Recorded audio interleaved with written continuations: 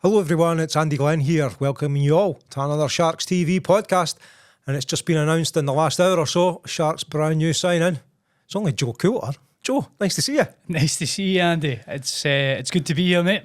I would say a new signing, but you're not really a new signing, are you? No, not at all. It's I've been down south for a few years now, but all roads lead home, and I'm back. You're back. Oh, well, that sounds... it's great news. Shark fans will be absolutely just ecstatic at the news, I'm sure. You played for us 3 times last season, but before that, you've played hundreds of games for us, haven't you? Oh, aye, too many to count, definitely. Through different spells. Obviously, played when it was NIHL, but then when it went back to kind of the split with the EPL teams as well. So yeah, played against some good quality over the years whilst representing the colours. Yeah, but I mean, last year you were head coach of Widnes Wild, and that went reasonably well, did it not? It depends on how you measure success, I guess. We probably underachieved in terms of what we did in our league campaign, but in terms of developing players and getting guys to that next level, I think we did a massive job down there. So yeah, again, it depends how you look at it. From the outside, maybe we didn't hit the heights that we probably should have, but when you look at it from the perspective inside, what the fans have seen, like, we've done a great job of bringing on a really young team. So I'm proud of the job that I did down there. And I, as I'm saying, the Sharks fans love you here. The Wild fans love you there, because I've seen some really nice messages on social media about how much you'll be missed. And you go and you leave Widnes, you know, on a happy note, as it were. Oh, 100%. It's you know what? I don't have the Facebook or anything like that, so my mum sends me all the stuff, all the comments, and it was lovely to see some of the messages that came across. You know, it makes you feel appreciated not only by our own fans, but I know there's a bit of recognition in there from other teams as well. And yeah. You know what I mean, I'm glad that everybody's left in a happy situation, and you know, I'm still working with the club just now to help them move forward with a bit of recruitment and stuff like that. So I mean, there's no sour taste from anybody. You know what I mean? Everyone's on good terms. So yeah, it probably happened the best way it could happen.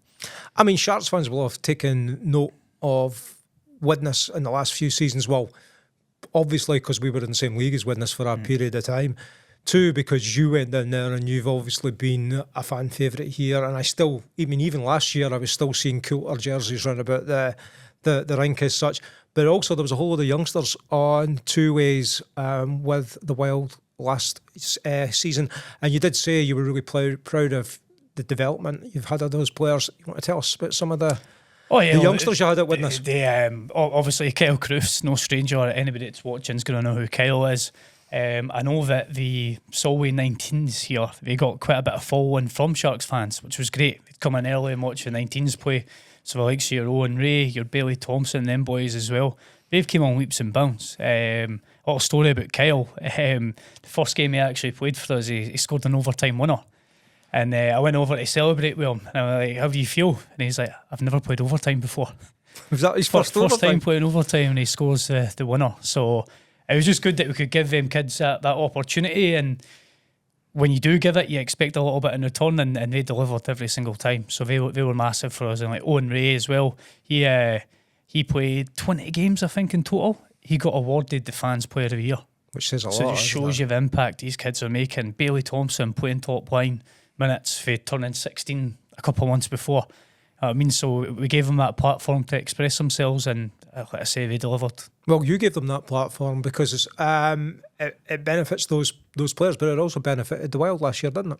Oh, massively. Like they put up incredible numbers for us, like single-handedly winning us games. Even Bailey, I think Bailey scored the game winner and an empty netter once when we were in Sheffield. I think he had 3 points when we won 3-2. You know what I mean? For a 16-year-old, it's massive. You know what I mean? So the numbers speak for themselves. And the Widnes fans appreciate them more than anything. You know what I mean? They see them week in, week out, see them at their darkest, see them at their best, and they love them every second of the way. And will you keep in contact with Widnes? Because obviously you've started to build something there, and will some of those under-19s from Solway still be doing 2 ways perhaps? I'm hoping that connection stays in place. I'm good friends with Tom Jackson, who's now a coach, and I'm trying to help him with a few things, getting boys from up here down there and stuff like that. And of course, Widnes want them. It's just to see what kind of deal we can get in place that works for everybody, because these boys have still got to play 19s as well. Yep. You know, that's still a massive part of their development. So it's trying to make it work for everybody. But I would love to see them down there because the fans love them, and you know what I mean. It's a place where you feel at home. If you feel at home, like myself, you play better. So yeah, definitely. Yeah, Widnes a good place to go and watch hockey. It's a bit cold, but yeah, it's a nice place to go and watch hockey. Youth development's been a key thing for you as well, and you're also running a hockey camp here in Dumfries this summer. Aye, so I used to do back when I was here before. I used to do camps every year, and then obviously I've been away, and you know I do a lot of stuff for the Best of British Hockey camps as well. So when Martin had said to me if I'd be interested, I'd bite his hand off. You know what I mean?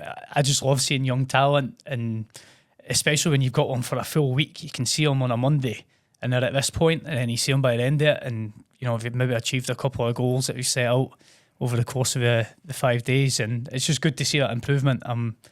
I really enjoy that kind of coaching side of it when it does pay off, and at these hockey camps you get to see it in a short period. So you move back to the Sharks to play. You're going to miss that coaching element?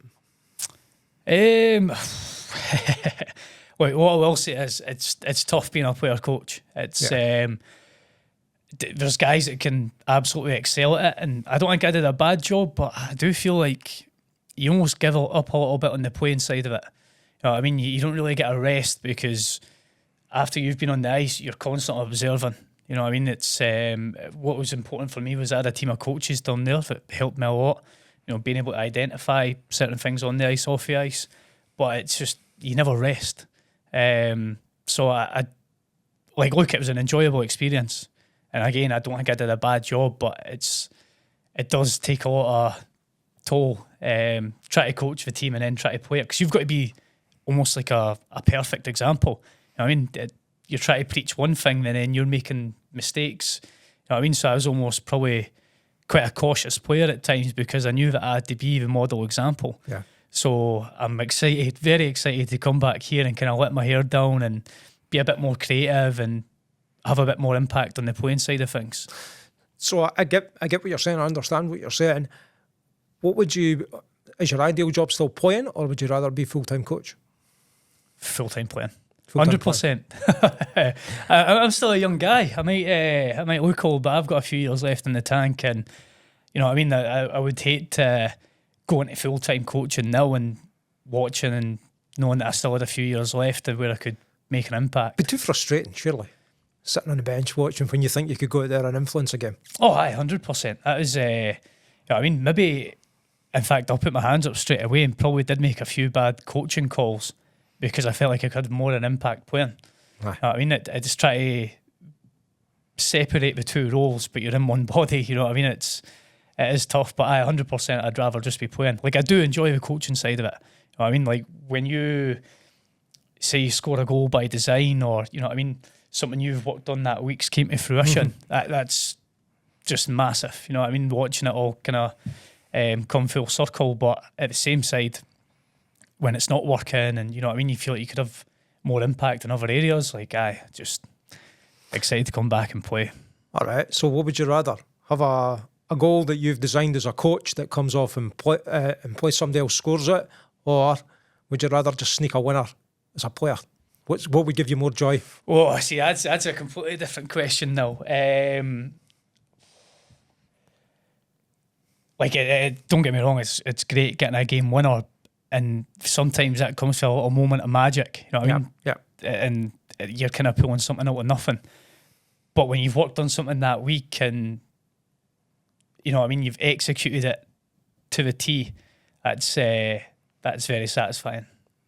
Probably more so. Okay. In my opinion. Okay. I think any other player would turn around and be like, I want to score a game winner. As long as we win. That's the other big thing. Goal's a goal.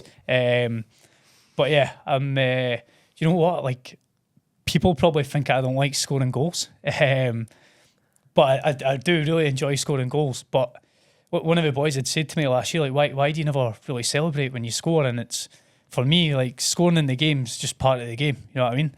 It's but if we win the game, I'm going crazy. You know what I mean? Obviously, if you've got a game the next day, you don't go too crazy. But to me, like, the job's not done until the final whistle and we've won the game. Right, well, I'm gonna throw one in here for you. Not going to be a teammate this year, but was a teammate last year when you played your 3 games for the Sharks. It's Peanut. Peanut always said to me, I celebrate every goal because I don't know when it's my last one. And you've taken a completely different opportunity and just said, nah, I'm not going to celebrate the goals, I'm just going to celebrate the result. Aye, I mean, like, look, scoring is a huge contribution towards winning.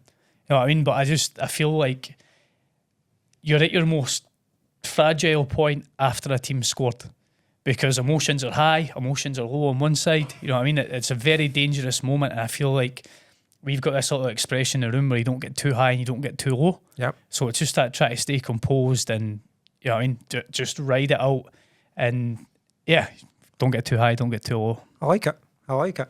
So how did the signing come about then? Was it Martin give you a phone call out of the blue, or was there a build up to this? I mean, obviously I played them 3 games, and I thought I played well. Certainly looking back on the Instat, obviously you've seen the video analysis stuff that Martin does.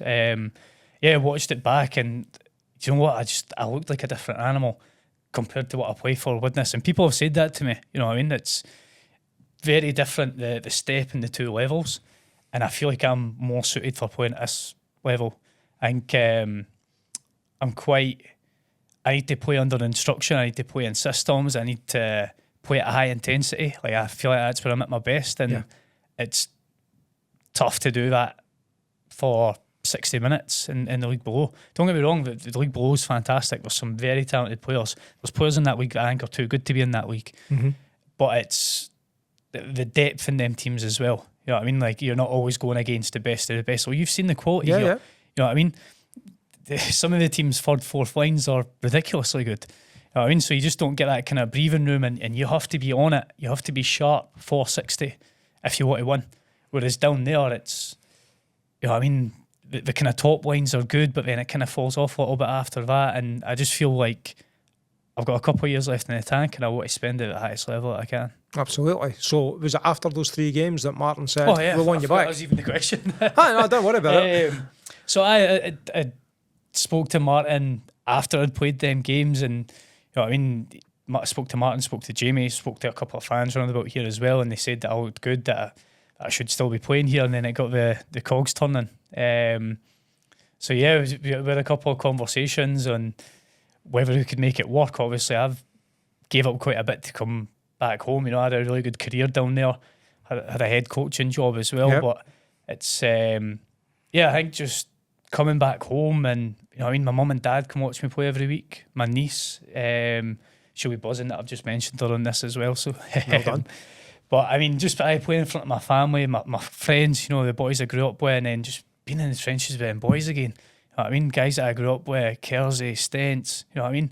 Played a lot of hockey with them, hundreds of games with them boys. And, you know what I mean? They're the kind of bonds that don't come across quite easily. So, yeah, I'm very excited. We can tell just by the energy that I'm bringing. Just by chatting with you. You know, there's a few of the old guard have left the Sharks, you know, in this close season. So, you know, we're losing Struan and Ross and Craig Peacock as well. Your knowledge, your experiences are going to be really valuable in that dressing room, aren't they? I hope so. I think. Well, the first thing I will say is, I don't know how the fans are going to respond to this kind of, to me being signed. I think someone will be really happy, and someone will be like, "Who is that guy?" I mean, because the fan base has grown massively. I mean, kudos to you for growing it so much. So there'll be a lot of people that don't know who I am. So immediately, I think I've already won the boys over. They know I'm going to come in. They know I'm going to be effective. So I understand that it's probably going to take me, hopefully, the first game, but I'm going to have to put in a lot of high-end performances to try and win over these new fans to make sense to why they've brought me here. Yep. So I'm ready for that challenge. I forgot what your question was. I was talking about you bringing in some of your experiences and calmness, and, you know, well, you said earlier on about Kyle scoring his first goal in overtime. You've been there, you've done all that sort of stuff, and there are still people in the dressing rooms that have still got to experience some of these elements. I remember last season, Curtis Warburton was goalie, and it was the first time he'd went at penalty shots with the Sharks. So there's a lot of experience there. And what I'm trying to say is perhaps some of the experience that's walked out the door with Struan and Peaks and Ross. Maybe there's a gap in that dressing room that you would ideally fill. I mean, first of all, they're very big shoes to fill, all of them. Like, Peanut's my best friend. Struan was a fantastic leader. Struan's probably done more for me than I've ever let him know. When I was a kind of young kid coming through, he took me under my wing, took me to the gym. He actually, when I was here before, I was a personal trainer, and that was all because of him. He kind of got me into the fitness side of things, understand that you've got to do more away from the rink, and then I went on to pursue a career in personal training. So Struan was massive, and then even Peaks. I mean, I played them 3 games with Peaks, but what a player! I mean, I don't think you can replace a guy like that. So try to get, and I remember Martin saying it on one of the podcasts, try to get players in like for like. It's almost impossible, you know what I mean? So then you've got to start looking at other areas where we can fill. I think I'll probably play quite a lot on the penalty kill. I don't like Peanut did a lot of that for us. You know what I mean? So I'll maybe do a little bits. I know Peaks was good on draws. I'm good on draws. So I mean, we'll just try to cover a couple of little different bases, and he'd never bring in a like for like. Never mind 1 or 2 guys that are getting to replace them 3. They've been massive for the club over a century. You know what I mean? It's that's massive. I'm just delighted that you've actually watched some of our podcasts, mate. I love the podcast. Honestly, like. Even just seeing the whole Hollywood effect for this side of the camera is amazing. But people don't really realise what the setup is like to get the podcast out, do they? No, like I know a lot of clubs do podcasts and stuff, but see when they've got just very poor quality, it's like I don't want to listen to that. Like a Smash podcast, you always listen to you first, and then Joe Rogan. You've always been my favourite player, Joe. I realise that. But no, I love it. Honestly, it's just good getting different perspectives. You know what I mean? I loved watching the one with Kersey last week. I've never seen Kersey speak that much in my entire life. He's got better, hasn't he? Fantastic. He's really good, yeah, brilliant. But it's good, and like you say, it's getting to know the players a bit better, and seeing a little bit of their personality as well, which I think is massive. I think that's why ice hockey is so big in this country, is because you can get so close to the players. Yeah. You know what I mean, you go to a football game and it's like they're secluded for the audience. There's like no interaction. Whereas here, it's like you want to get the fans involved as much as you can. And this is just another platform that we can do that. Absolutely, but it's also a key part of being a professional as well, to be able to give interviews after games and all the rest of it. And fair play to the club and John Strange for putting this out there, because there's been 2 developments running parallel. There's been the on-ice development of the Sharks in their first year, but there's also been the off-ice and getting as many fans along as possible to the games and making sure that when they come along, whether we win or whether we lose, it's a good night out. Aye, it's a family sport, isn't it? It's a family experience. There's something there for everyone. There's there for the adults, for the kids. You know what I mean? I've got some friends that come, bring their families, and they just love it. It's a Saturday night. What else would you rather do? Like, sit in the house watching X Factor? Is that even a thing anymore? I don't even know if there's anything else on in Dumfries on a Saturday. Go to bingo maybe? I don't know. Bingo? I don't know. Is that the choices? There's an idea for John though. Sharks bingo upstairs after the game. Were you doing the calling? I love bingo. Do you? Aye. I really enjoy bingo. Right, okay. There's thoughts going out here. I mean, like just on a Saturday night, even if you say you've got plans to go out on the Saturday night, come down, have a drink, watch a game. You know what I mean, if you're an adult, obviously that is. But if your kids come along, watch, get involved, and then you clearly have watched all our podcasts, because that's what we talk about. Is this what you talk about? Aye, we talk about this. I don't think I've seen that one. I'll be honest with you, I started watching after I'd played that first game in Hull, and then I was hooked. So I'll probably go back and watch other ones as well. Well, there's some good ones in the past. Who's been your favourite podcast? You're starting to ask me questions now. This is my podcast. You can't ask me. I always love chatting with Martin. I have to say, because Martin's forgotten more than I'll ever know about hockey, and his knowledge is superb. And the fact that he shares it with the fans, I think Martin's my. That's it. Like, who else is doing that? You know what I mean? Just like explaining, like, look, we're doing these things by design. You know what I mean? And showing them when it works and when it doesn't work and what we can do better. I think it's great, the coach's corner side of things. So I'm now going to make the offer that you should be coming on the podcast more often. This is obviously a signing one, which is meant to last about 5-10 minutes. We're probably going about 20 minutes already, just chatting hockey, eh? Is that 20 minutes already? Probably, I don't know. Not even halfway, Andy. Don't get excited. I would love to come on the podcast more, 100%. Whether it's coming on talking X's and O's or whether want to tell me what your favourite colour is, I'm happy to get on here. All right, well, we'll see what we can do. Well, maybe I'm looking at James here. We're going to do a Christmas quiz again this year because your man would be great on a Christmas. John says, yeah, we're doing a Christmas quiz. Have a look for the Christmas quiz one. Carnage. Absolute carnage. No, I have watched that one. It was interesting seeing... It was unfiltered. Let's put it like that. My personal favourite was Connor Henderson. Coco was brilliant on that, wasn't he? Aye. His football knowledge was superb. He's a nerd. I wish he knew as much about ice hockey. Right, we're getting off the purpose of this. I'm getting sidetracked. This isn't good, folks. We're getting to the end here. I'm going to let you have a little message to the fans. It's great to have you signed. It's going to be great to see you there, and I suspect there's going to be a good few fans coming along just to watch Joey Coulter. I know. Look, I'm just another soldier. All right, everybody's coming to see this whole squad here. You've built something massive over this last season, such a short window. I'm excited to see what we can do long term here, and just to be a part of it. You know, it's he's threw this all together a couple of weeks before the season started last year.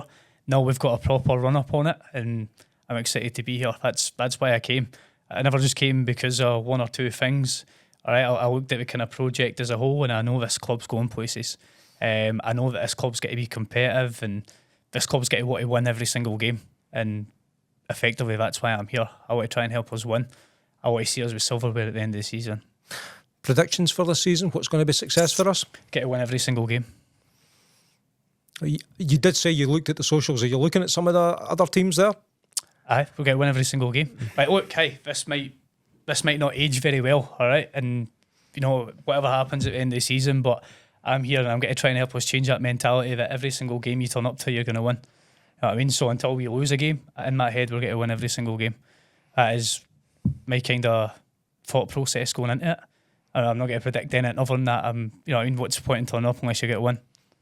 Spoken like a true winner. Joe, final message to you, to the fans of Solway Sharks.